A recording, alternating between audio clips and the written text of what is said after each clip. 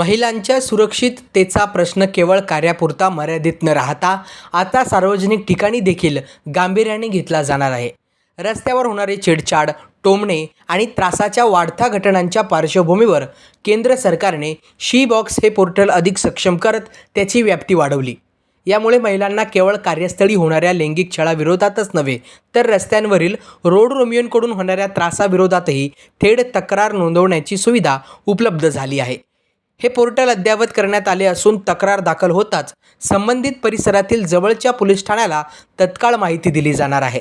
परिणामी पीडित महिलांना जलद मदत मिळण्याबरोबरच दोषींवर त्वरित कारवाई करणे शक्य होणार आहे.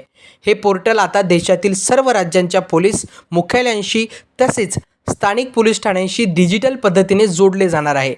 त्यामुळे तक्रार प्राप्त होताच ती संबंधित क्षेत्राकडे पोलिसांकडे तत्काळ वर्ग केली जाईल. यामुळे तपास प्रक्रियेला गती मिळण्यास मदत होईल. केंद्र सरकारच्या महिला आणि बालविकास मंत्रालयाने कामाच्या ठिकाणी महिलांच्या सुरक्षेसाठी हे पोर्टल सुरू केले आहे. सरकारी किंवा खाजगी अशा कोणत्याही कार्यस्थळावर लैंगिक छळ होत असल्यास महिला या पोर्टलवर आपली तक्रार गोपनीयरित्या नोंदवू शकतात.